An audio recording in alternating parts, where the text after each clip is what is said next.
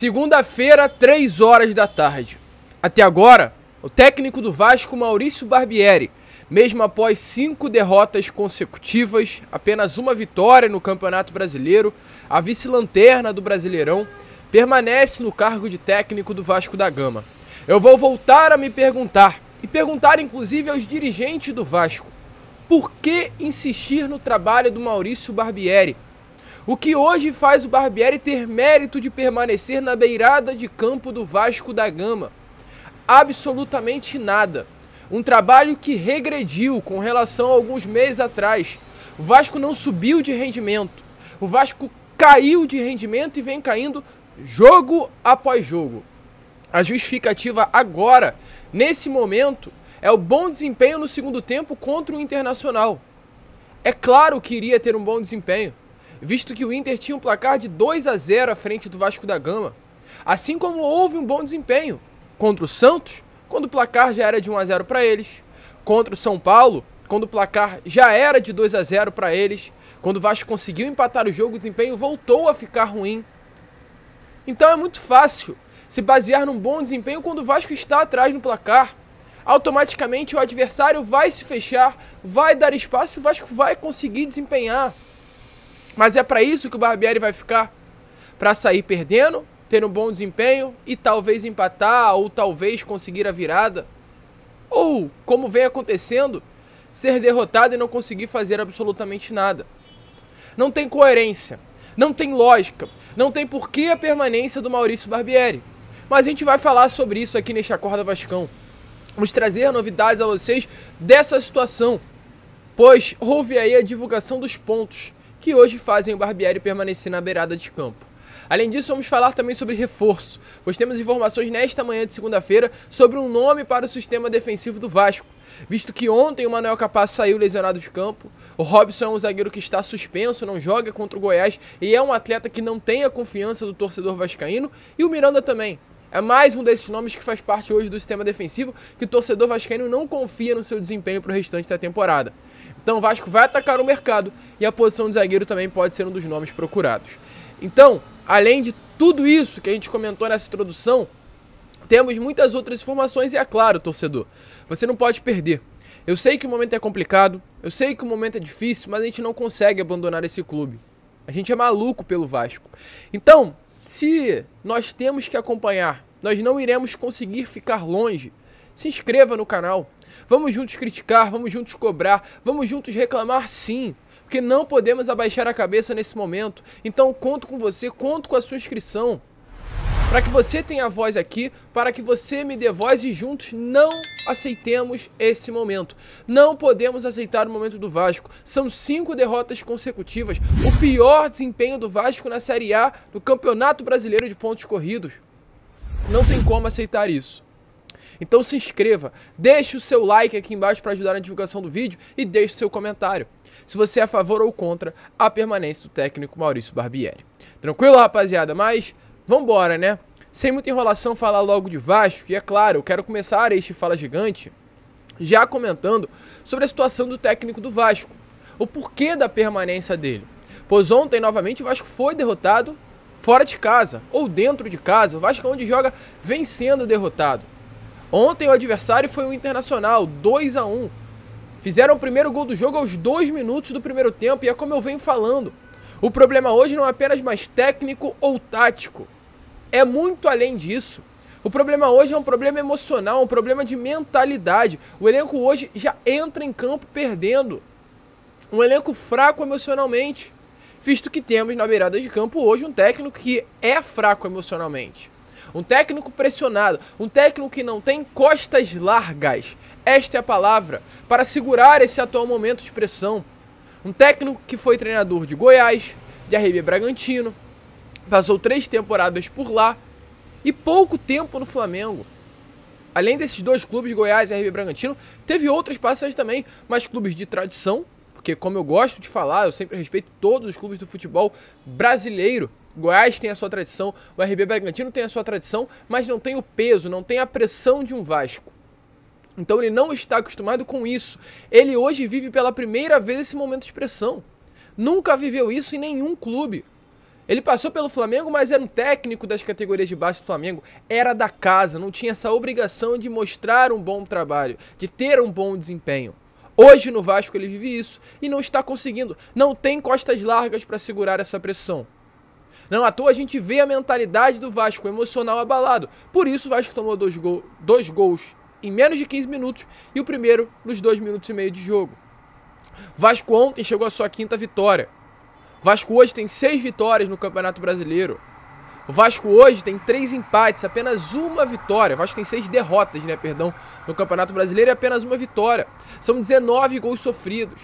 O Vasco hoje registra a sua pior campanha no Campeonato Brasileiro de pontos corridos. O recorde anterior era de 9 pontos, em 2015, quando o Vasco caiu para a Série B daquele ano. Hoje o Vasco tem 6. Hoje o Vasco faz uma campanha de rebaixado. Hoje o Vasco tem a pior campanha dentre todos os rebaixamentos. 2008, 2013, 2015 e 2020. Nenhum dos 4 rebaixamentos do Vasco, as 10 primeiras rodadas foram tão ruins quanto essa. Aonde vocês querem chegar? Paulo Brax, Luiz Melo, aonde vocês querem chegar? O Vasco hoje tem mais 28 rodadas de Campeonato Brasileiro. O Vasco tem que ganhar 13 partidas de 28 jogos. O Vasco hoje tem que ter um aproveitamento de 46% para conseguir chegar aos 45 pontos e não cair. Eu não sei se o Vasco conseguirá ganhar 13 jogos dos próximos 28. Eu acho difícil. Um time limitado e um time que não tem psicológico. E vocês vão insistir nessa maluquice. O técnico do Vasco da Gama, Maurício Barbieri, que juntando, eu vou falar tudo sobre o Barbieri aqui nesse primeiro momento do vídeo, gente. Tenho que falar sobre ele, não posso deixar passar batido isso. Maurício Barbieri, os últimos 30 jogos pelo Campeonato Brasileiro, somando esses 10 do Vasco e os últimos 20 pelo Campeonato Brasileiro com o RB Bragantino. São 17 derrotas, gente. São 8 empates e 5 vitórias. Barbieri nos últimos 30 jogos de Campeonato Brasileiro, somando esses 10 pelo Vasco e os outros 20 pelo RB Bragantino, tem apenas 5 vitórias. São 57 gols sofridos. Uma média de quase 2 gols sofridos por jogo. É esse técnico que vocês querem que seja o treinador do Vasco até o final do ano? É nele que vocês vão insistir? Sabe qual é o engraçado? Sabe o que me faz realmente olhar para essa situação e não entender? Que Maurício Barbieri era técnico do América Mineiro. Durante um período da sua carreira ele foi técnico do América Mineiro. E após esse período, quem esteve chegando no América Mineiro, durante esse período, foi o Paulo Brax, o atual diretor executivo do Vasco. E sabe o que o Paulo Brax fez quando chegou no América Mineiro? Demitiu o Maurício Barbieri, por ele não estar conseguindo entregar ao América Mineiro bons resultados. O Paulo Brax, inclusive, se justificou sobre a demissão do técnico Maurício Barbieri. E aí eu queria muito saber, por que no América Mineiro o Maurício Barbieri foi demitido? O Maurício Barbieri, no América Mineiro, foi demitido em apenas 7 partidas, porque não entregou. Maurício Barbieri teve apenas uma vitória, um aproveitamento até superior ao que ele tem no Vasco. Porque no Vasco, em 10 jogos, ele conseguiu apenas uma vitória. No América Mineiro foram em 7. Um aproveitamento superior. Mas caiu, foi demitido. Paulo Brax chegou no América Mineiro e demitiu o Paulo Brax, o Maurício Barbieri. E por que no Vasco não? Olha a justificativa do Paulo Brax lá, em 2019. E por que ele não mantém esse mesmo posicionamento aqui? Dê uma olhada. Eu não participei da contratação do Barbieri, mas é um treinador moderno, jovem, que teve uma experiência boa no Flamengo, tem uma experiência boa no Goiás também, então justificou-se a contratação dele pelo América. Mas não deu certo dentro de campo. Eu acredito que quando não há uma total sintonia entre comissão e elenco, o resultado não é o esperado. Então não foi por falta de trabalho, não foi por falta de dedicação, mas, como dizem na gíria do futebol, não deu liga. Não deu. E a gente entendia internamente que o período de intertemporada seria essencial para que essa sintonia viesse, mas não veio. E por mais que a gente tenha tido bons testes, o nosso retorno à Série B, que foi o jogo contra o Figueirense, escancarou que faltava uma sintonia entre elenco e comissão, não por falta de trabalho. Então a gente entendeu que era o momento de trocar, era o momento de fazer uma mudança mais drástica, e nós decidimos fazer a troca da comissão. E muita coisa mudou desde aquele jogo com o Figueirense, que eu posso dizer que foi um jogo de marco, foi um divisor de águas para a América. Se eu pudesse voltar no tempo hoje, eu acho que eu manteria o resultado daquele jogo, que nos fez tomar decisões que talvez a gente não tomasse se o resultado fosse outro. Nem estou dizendo de vitória ou empate, ou até mesmo de uma derrota com um placar menor. De lá para cá, por exemplo, o Figueirense não ganhou mais nenhum jogo. De lá para cá, o América tomou outro rumo, tomou outro caminho na competição. Desejo muito sucesso ao Barbieri, para a comissão, de quem a gente ficou muito próximo. 2 pesos, 2 medidas, né, Paulo Brax? Será porque em 2019 não foi você que contratou o Maurício Barbieri? É o ego, é a vaidade que eu falei com vocês na Corda Vascão? Será que o ego de vocês é maior do que o Vasco? No caso, foi você que contratou, então você tem que manter o trabalho para não assinar um atestado de incompetência com a demissão do Barbieri. É por isso que vocês até o momento não fizeram nenhum tipo de mudança? Vocês vão insistir mesmo. Vocês vão realmente deixar o Barbieri na beirada de campo. Vocês só podem estar de brincadeira. E o próximo jogo é em São Januário. Dia 22 de junho é Vasco e Goiás em São Januário. E dia 26 é Vasco e Cuiabá em São Januário. 2 jogos em São Januário. O torcedor vascaíno sabe muito bem como fica São Januário quando o Vasco perde. O clima não é bom. Se perder para o Goiás, olha só, não estou ameaçando, não estou falando nada, eu estou falando a lógica. Vai virar uma praça de guerra. E a culpa é de vocês. A culpa vai ser de vocês. São Januário, no dia 22 de junho, virar uma praça de guerra, a culpa é de vocês. Vocês estão fazendo por onde tudo que vem pela frente. E aí eu fui dar uma olhada, fui procurar, fui buscar informações sobre o porquê o Barbieri permanecerá. E as informações que eu tenho é o apoio dos jogadores, os atletas confiam e gostam do Barbieri, a sequência em casa contra Cuiabá e Goiás, e a proximidade da janela de meio do ano com a chegada de reforços. E além do desempenho contra o Internacional. É uma loucura total. Tudo isso, esses 4 pontos, levam a diretoria do Vasco a acreditar que o Barbieri vai conseguir reverter a situação. Então parabéns. Parabéns a vocês. Vocês são fracos, limitados, incompetentes. Não tem que ficar no Vasco. Ninguém. Nem Paulo Brax, nem Luiz Melo, nem Barbieri, nem Abreu. Saiam. Deixar o Barbieri à frente do Vasco pelo bom desempenho, após estar perdendo por 2-0 e ser algo natural do futebol, o time que está ganhando fechar, vocês assinam um atestado de que não conhecem absolutamente nada de futebol.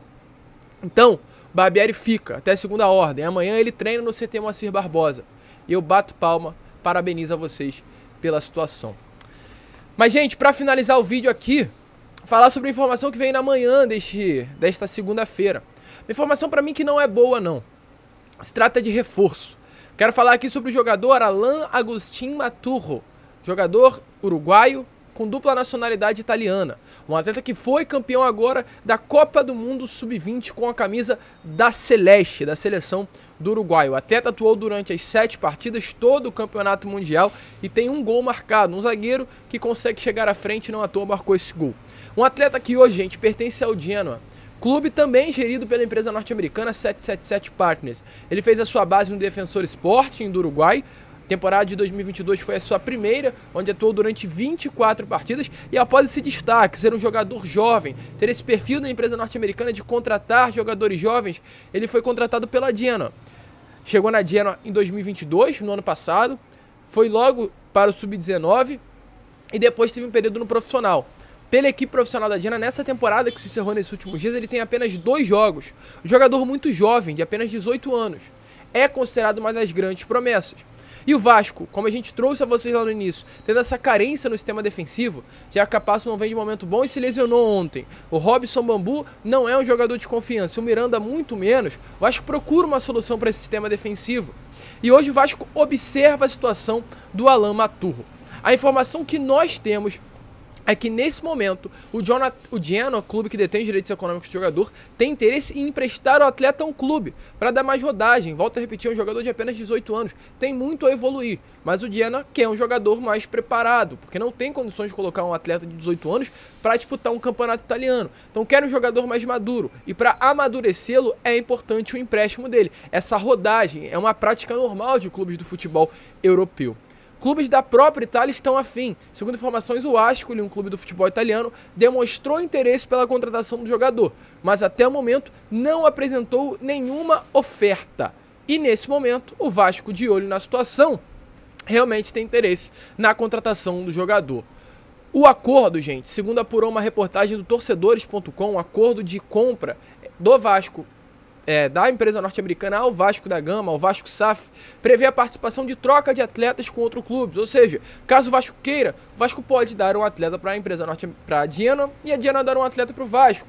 O Vasco pode dar um atleta para Melbourne City da Austrália e Melbourne City dar um atleta para o Vasco. Essa troca pode haver, segundo informações. E a Genoa tem interesse no Lucas Piton. E por que eles não poderiam trocar, né? Dar esse zagueiro pro Vasco, o Vasco dar o Lucas Piton. Uma troca que pra mim é uma loucura, mas isso pode acabar acontecendo. É um jogador que o Vasco demonstrou interesse, é um jogador que a Genoa tem interesse no seu empréstimo, na sua negociação, e o Vasco nesse momento sim observa o jogador. O Vasco buscando alternativas, pode ter o Alan Maturro como essa solução. Eu acho uma loucura um atleta de 18 anos ser a solução defensiva de um clube que hoje vive uma extrema pressão. Era melhor botar um atleta de 38 anos ali na zaga, um Felipe Melo da vida, do que um jogador de 18. Nesse momento o Vasco precisa de jogador com realmente experiência, um jogador que vista a camisa e consiga passar por esse momento. Eu acho que um jogador de 18 anos vai ser engolido por essa pressão que hoje vive o Vasco da Gama, visto que temos um técnico inexperiente ainda na beirada do campo. Não sei se Alan Maturro é uma solução. Não sei mesmo. Acredito, inclusive, que passa muito longe, né, de ser uma solução defensiva. Mas deixa a sua opinião nos comentários, né? Porque realmente, melhor com do que sem. É uma coisa que... é uma situação complicada que hoje vive o torcedor vascaíno. Mas deixa aí a sua opinião. A gente fica por aqui. Esse foi o Fala Gigante, apenas o segundo vídeo do dia. Eu vou pedir um favorzinho a vocês de verdade mesmo. Gente, nesse momento estamos com 93.970 inscritos. Faltam 30 apenas pra gente chegar aos 94 mil. Se inscreva aí, você que ainda não é inscrito, dê essa força. Vamos chegar ainda na segunda-feira aos 94 mil, pode ser? Então conto com a sua ajuda. Vamos que vamos, se inscrevam, compartilhem, como sempre falo. Saudações vascaínas.